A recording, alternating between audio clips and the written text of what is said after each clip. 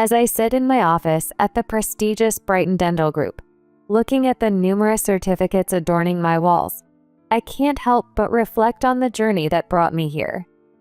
My name is Olivia Williams, and this is a story of betrayal, resilience, and ultimately triumph. The contrast between how my parents treated me and my younger sister Victoria was apparent from my earliest memories. Even the photographs in our family album tell the story. Victoria always centered, always glowing, while I lingered in the shadows. I later learned that my parents' marriage had been strained even before we were born. Dad, a struggling marketing executive, and Mom, a former beauty queen turned real estate agent, had different visions for their future. "Maybe having children will bring us closer," Mom had said to her friends, according to Aunt Clara years later. Instead, their complicated dynamic would shape both their marriage and their approach to parenting. Victoria arrived just 11 months after me, and from the moment she came home from the hospital, it was clear she would be the golden child. Perhaps it was because she looked exactly like Mom, with the same delicate features and winning smile. I remember watching from the top of the stairs as Mom would brush Victoria's blonde curls each morning, singing songs and sharing secrets. My own dark, unruly hair was merely pulled into a practical ponytail, usually with a rushed, "You need a haircut, Olivia." The disparity went far beyond physical appearances. Every milestone, every achievement, every moment seemed to revolve around Victoria. My 10th birthday remains etched in my memory, a stark reminder of the inequality that defined our childhood. While Victoria's birthday just 2 months earlier had featured a carnival-themed extravaganza, complete with a bounce house and professional face painters, my celebration was markedly different. "We're a bit tight on money this month, Olivia, but I made your favorite chocolate cake." Mom's words still echo in my ears. The cake, as it turned out, was vanilla, Victoria's favorite. What made it even more painful was watching them give Victoria a new iPad the very next week. When I pointed out the disparity, Dad barely looked up from his phone. "Victoria needs it for her dance classes, sweetheart. Maybe next time." There was never a next time. There was always a reason why Victoria's needs came first. The most challenging aspect of our daily life revolved around Victoria's severe peanut allergy. Instead of managing her diet separately, my parents enforced a complete peanut ban in our house. Peanut butter sandwiches had been my favorite lunch since kindergarten, but suddenly they were forbidden, not just at home, but even at school.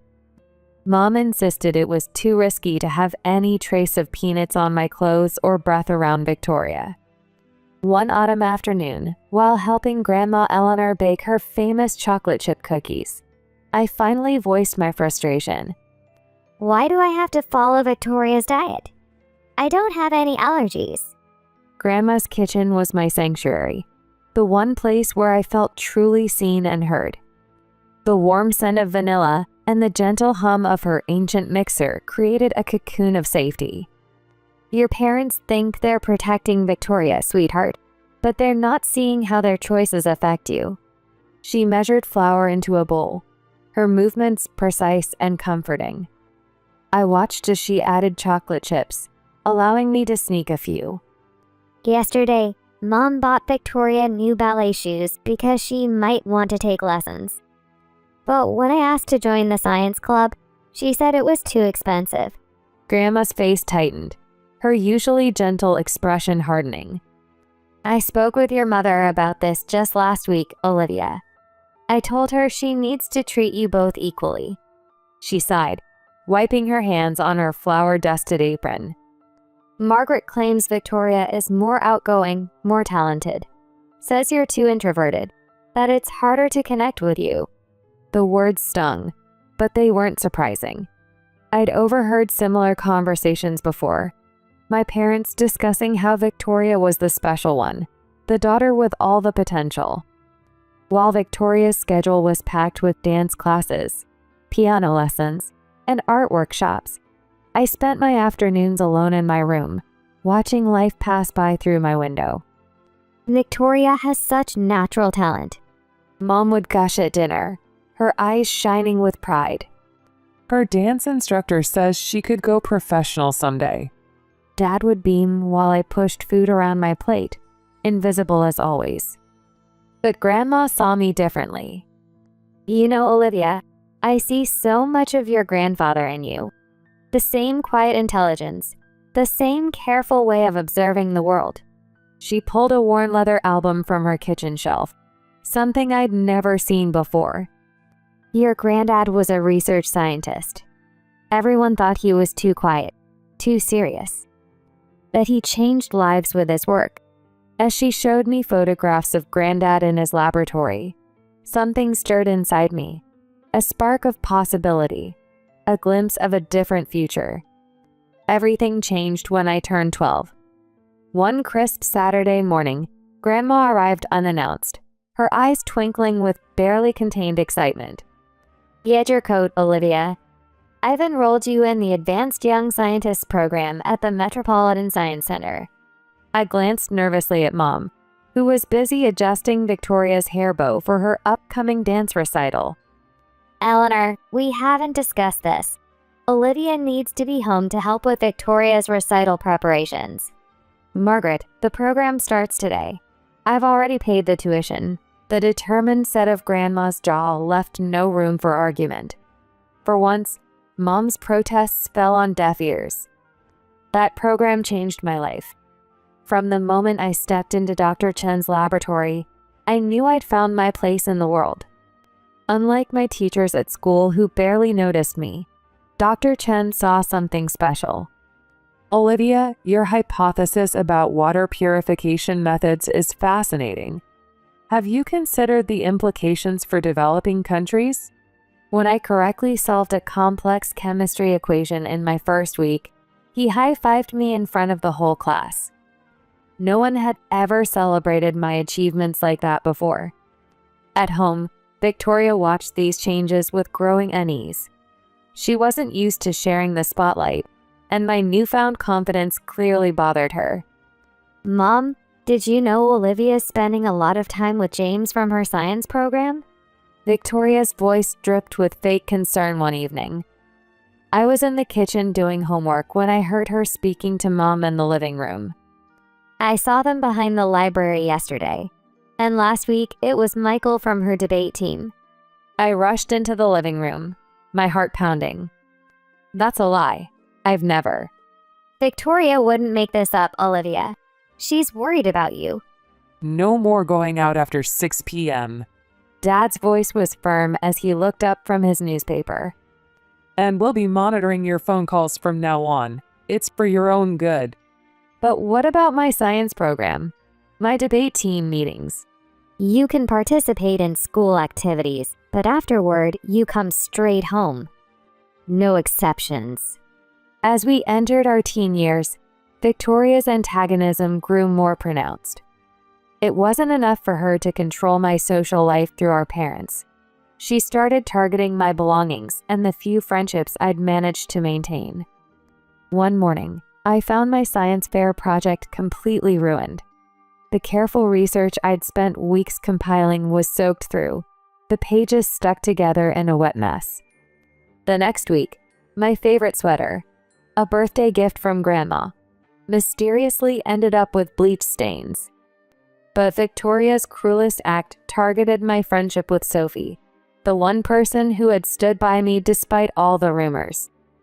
Sophie and I had been close since middle school, bonding over our love of chemistry and terrible reality TV shows. How could you, Olivia?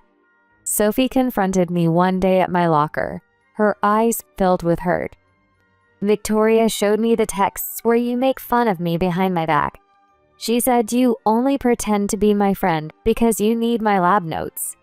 Sophie, that's insane. I would never say those things. Victoria is lying. But Sophie was already walking away, leaving me standing alone in the hallway. That evening, I confronted Victoria in her room. Why are you doing this? Why do you have to destroy everything good in my life? You're paranoid, Olivia. Maybe if you stopped obsessing over me and making up stories, you'd have more friends. Somehow, she always managed to twist things around, making me sound like the unstable one. And our parents never questioned her version of events. Then came Victoria's Sweet 16 party.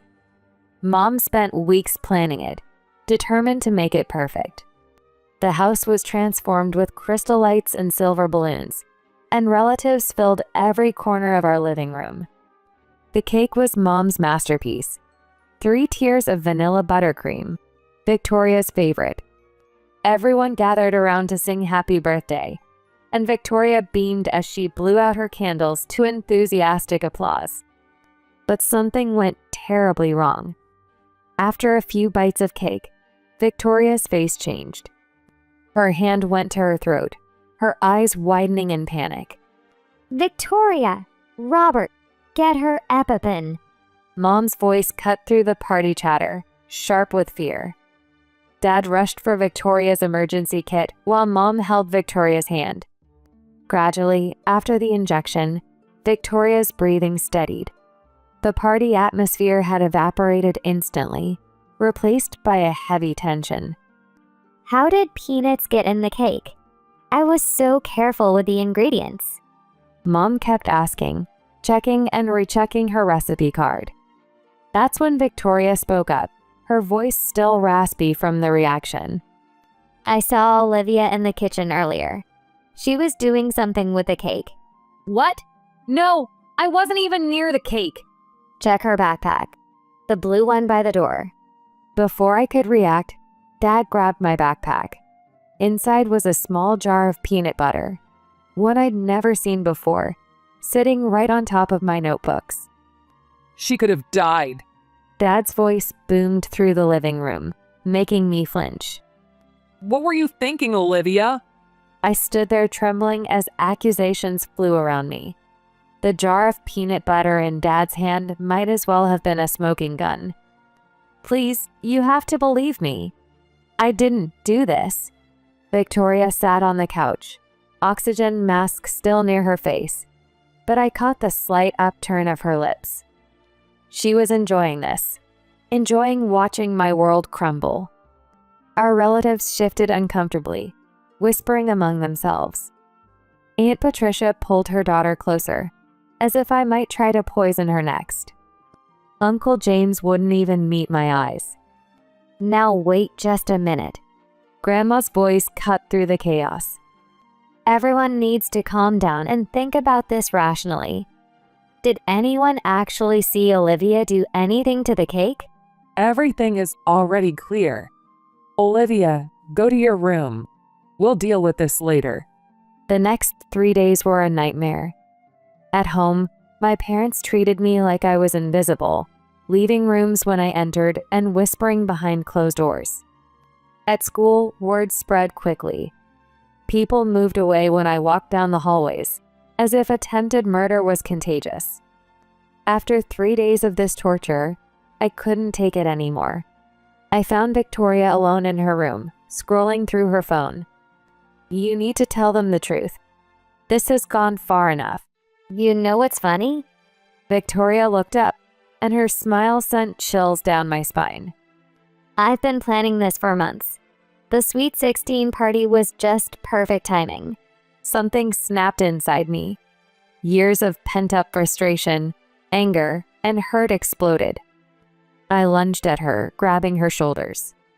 We crashed to the floor, knocking over her designer lamp. The noise brought our parents running. She confessed, I shouted as Dad pulled me off Victoria. She just told me she planned the whole thing. She planted the peanut butter in my backpack. Stop lying, Victoria shrieked, crocodile tears already flowing. See, she's crazy.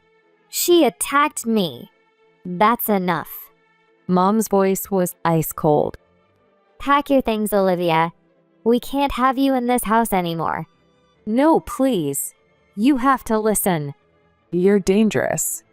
Dad's words cut deep. We'll call your grandma. Either she picks you up by morning, or we're calling social services." Grandma arrived at dawn, her vintage Volvo idling in our driveway as I loaded my hastily packed bags into her car. "What you're doing is despicable." Grandma confronted my parents one last time, her voice trembling with anger. "You're choosing to believe a lie over your own daughter. Someday you'll realize what you've done, and it'll be too late." They didn't respond. They just stood in the doorway, Victoria between them, watching as Grandma drove me away from the only home I'd ever known. Living with Grandma was like finally being able to breathe after years of suffocation. Within a month, she had legally adopted me, handled my transfer to Riverside High School, and converted her art studio into my bedroom. "You need more than just academics to heal, sweetheart," she told me one evening, setting up an easel in the sunroom. "Art therapy helped me after your grandfather passed. Maybe it can help you too." Those painting sessions became our ritual. While my hands created abstract swirls of color, my heart began to unravel years of pain. At first, every painting was dark, storms of black and purple. But gradually, hints of light began to appear. I don't know who I am without their hatred defining me. I confessed one day, washing my brushes. "Then it's time to find out." At Riverside High, nobody knew about the birthday party incident or Victoria's lies. I was just the new girl with good grades and a quiet smile. It was in AP Chemistry that I met Hannah, who would become my first real friend since Sophie. "Hey, you're really good at balancing equations. Want to be lab partners?" The simple kindness in her voice almost made me cry. But this time, there was no Victoria to poison our friendship with lies. Through Hannah, I met other students who shared my passion for science.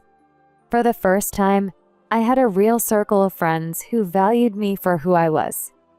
"My mom's hosting a study group for the SATs. You should join us, Olivia." I hesitated, old fears surfacing. "I don't want to impose." "Stop that. You're the best at chemistry, and I'm good at English. We help each other. That's what friends do." During one of our study sessions, I met Dr. Martinez, Hannah's mother, who would become another crucial mentor in my life. "You have a natural talent for science, Olivia. Have you considered medical school?" Dr. Martinez was the head of dental surgery at Metropolitan Hospital, and her words planted a seed in my mind. Meanwhile, my art therapy sessions with Grandma continued. The paintings grew brighter, filled with sunrise colors and possibilities.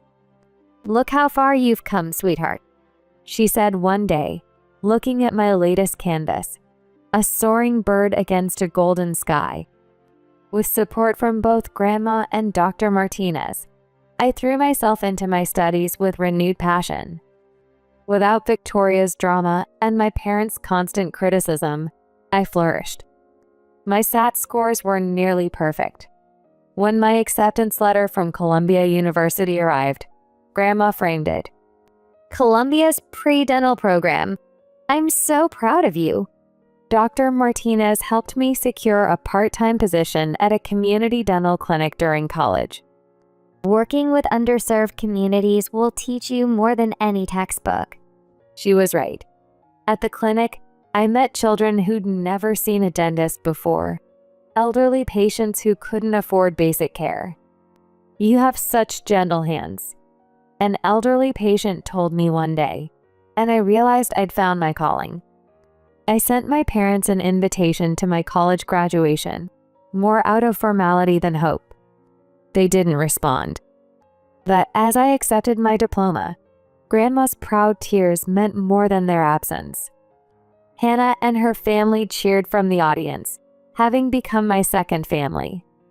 "I've been saving for this since you were 12, Grandma said, showing me her college fund for my dental school tuition. "I always knew you were meant for great things."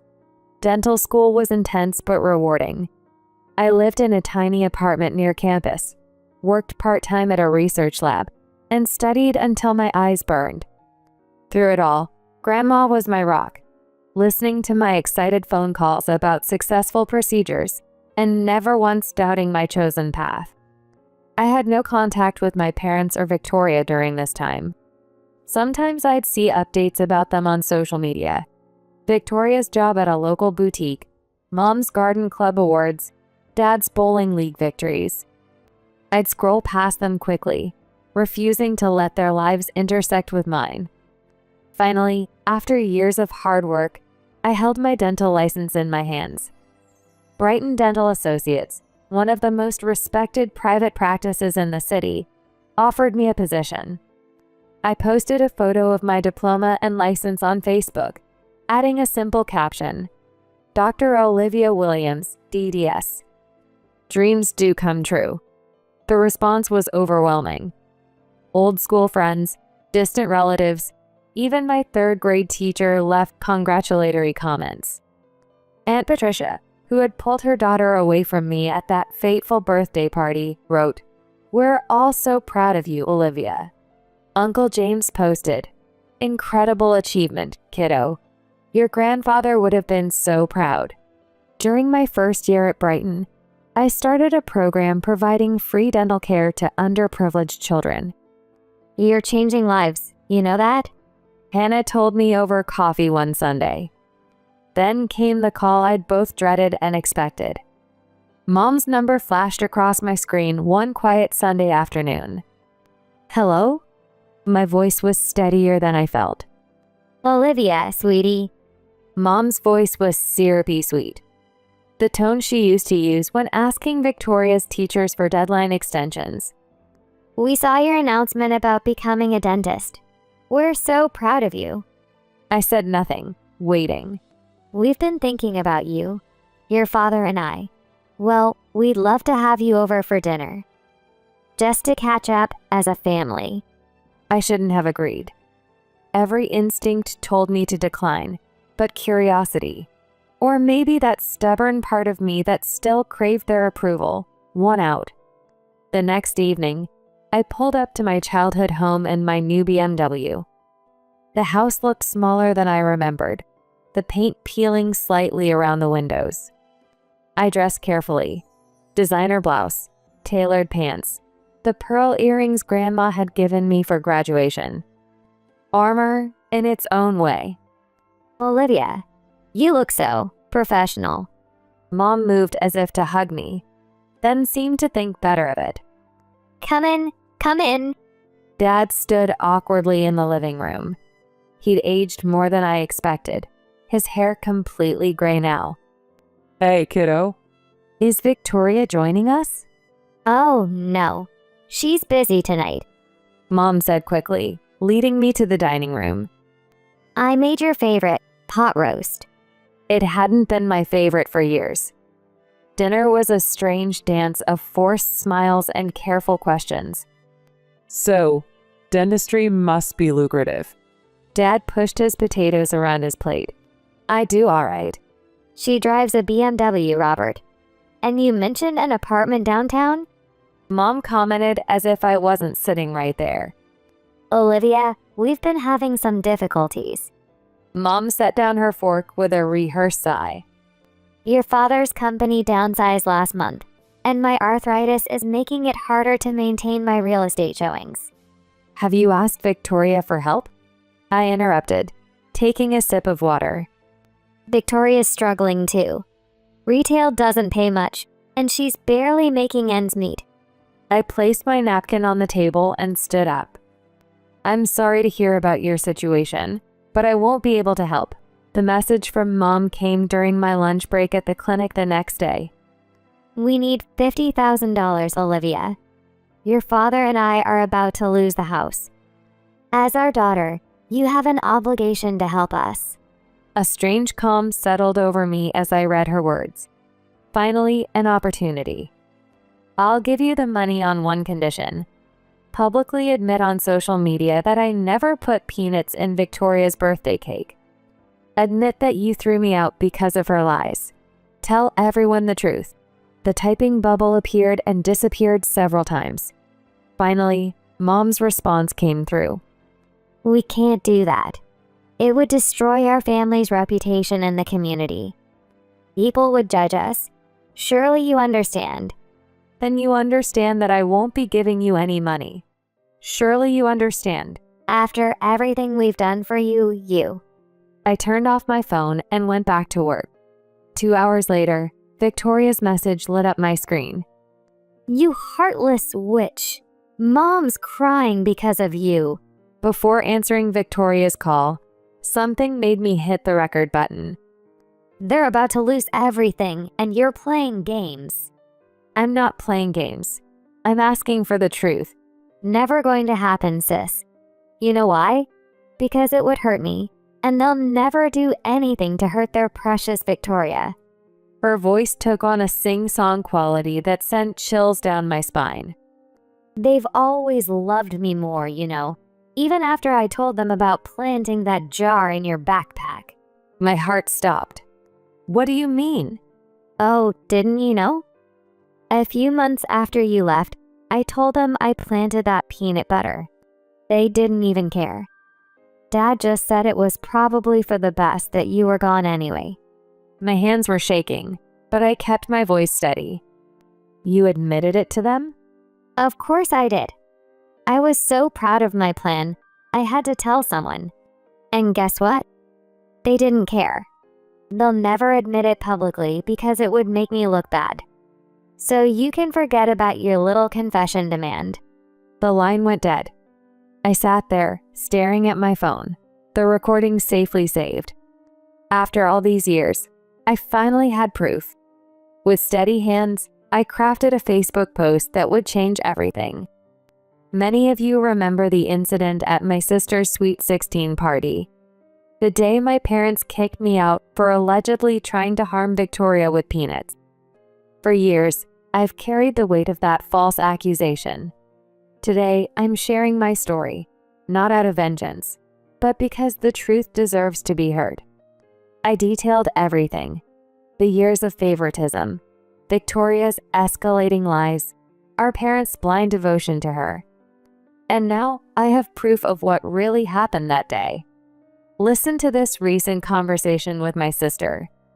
Within minutes of posting Victoria's recorded confession, my phone exploded with notifications. Aunt Patricia wrote a lengthy apology. Uncle James called me directly, his voice thick with tears as he expressed his regret. Even Sophie reached out, finally understanding why our friendship had ended so abruptly years ago. Take that down immediately. You're destroying this family. You have no right to air our private business. I'll sue you for recording me without permission. I responded to them all with the same message. All communications are being recorded and archived. My lawyer has copies of everything. Any threats or harassment will be dealt with legally. Please do not contact me unless it's through proper legal channels. They must have finally realized I wasn't that powerless teenage girl anymore. The messages stopped. The calls ended. A week later, I received an unexpected letter from Mom. Dear Olivia, I don't expect your forgiveness, but I need you to know how deeply sorry I am. The truth is, we knew. We knew, and we chose to protect Victoria anyway. It was easier than admitting we'd failed as parents. I understand now that in trying to protect one daughter, we destroyed the other. That evening, Grandma Eleanor came over, carrying a bottle of champagne and a familiar leather photo album. To the truth, she said, pouring us each a glass. And to you, my brave girl. I couldn't have done any of this without you. I told her, fighting back tears. You were the only one who believed in me when everyone else turned away. Look at this. She opened the photo album to a new page. My dental school graduation picture next to my grandfather's old laboratory photo. The same quiet strength, the same determination to help others. You've become everything he hoped for in a grandchild. 6 months later, I received another letter from Mom, this time with a newspaper clipping. Victoria had checked herself into therapy. A year after that, I opened my own practice, specializing in pediatric dentistry. Our waiting room walls showcase children's artwork, and every Friday, we offer free dental care to low-income families. Sometimes, I think about that scared 12-year-old girl, watching life pass by through her bedroom window. I wish I could tell her that the pain she's enduring will shape her into someone stronger, someone who helps others heal. Last week, I received an invitation to speak at Riverside High's Career Day. As I stood at the podium, I saw Grandma in the audience, beaming with pride. Success isn't about proving others wrong, I told the students. It's about proving to yourself that you were right to believe in your own worth. After my speech, a quiet girl approached me, reminding me so much of my younger self. "Do you think someone like me could become a doctor?" she asked hesitantly. "Someone like you can become anything," I told her, meaning every word. Today, my practice continues to grow. Victoria is making progress in therapy, and while we may never be close, we're learning to exist in the same world without hatred. Mom volunteers at my free clinic twice a month, her small way of trying to make amends. Dad still struggles to face me, but he's starting to send birthday cards. And every Sunday, I still paint with Grandma in her sunroom. My latest canvas shows a garden in full bloom, with space for new growth. Sometimes healing comes in unexpected ways. Sometimes the family we need isn't the one we're born into, but the one we build along the way. And sometimes the greatest victory isn't in proving others wrong, but in proving to yourself that you were worth believing in all along.